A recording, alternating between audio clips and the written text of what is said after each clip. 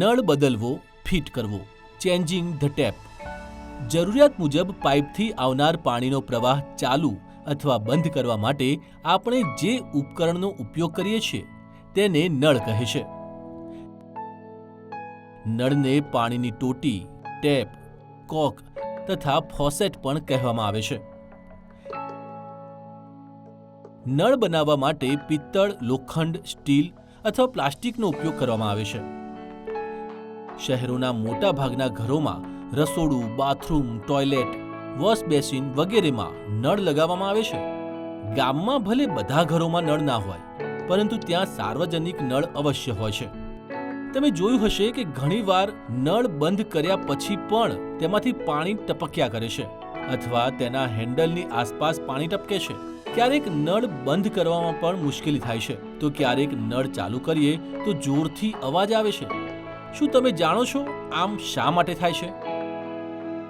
નળમાં કોઈ ખામી અથવા ખરાબ થવાના કારણે આવી સમસ્યાઓ આવે છે.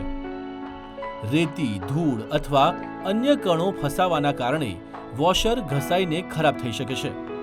નળનું સ્પિન્ડલ અથવા ગ્લેન્ડ નટ ઢીલો થવાના કારણે સ્પિન્ડલના વળી જવાથી અથવા તેના ગોળાકાર આંટા ઘસાવાથી નળ ખરાબ થઈ શકે છે.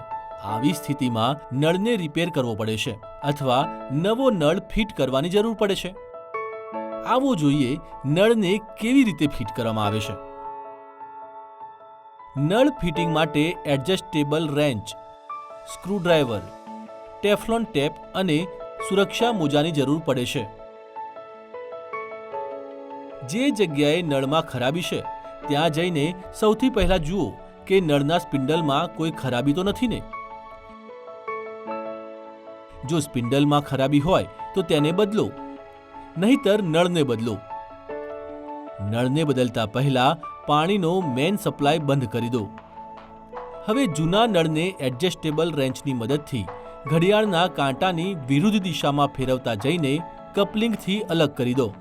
હવે નવા નળને એક હાથથી પકડો અને બીજા હાથથી થ્રેડ ઉપર ટેફલોન ટેપને ગોળ ફેરવીને વીંટાળી દો. ટેફલોન ટેપને ઓછામાં ઓછી 5 થી 6 વાર વીંટાળો. હવે નળને ક્લોકવાઇઝ ફેરવતા હાથ વડે કપલિંગમાં ચુસ્તતાથી ફિટ કરી દો. ટેફલોન ટેપ જોઈન્ટની બહાર ના દેખાય તે બાબતનું ધ્યાન રાખો. પાઇપ રેન્ચ અથવા એડજસ્ટેબલ રેન્ચની મદદથી નળને કપલિંગમાં સીધો ફિટ કરી દો. નળ ફિટ કર્યા પછી એ તપાસી લો કે તે સીધો લાગ્યો છે કે નહીં.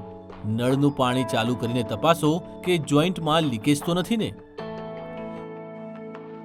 નળ ફિટ કરતી વખતે કેટલીક સાવધાની રાખવી જરૂરી છે. કામ કરતી વખતે સુરક્ષા જૂતા, સુરક્ષા એપ્રન અને મોજા પહેરવા. નળને જરૂરતથી વધુ જોર લગાવીને કપલિંગમાં વધુ ફિટ ન કરો. આના કારણે નળના આંટા ખરાબ થઈ શકે છે.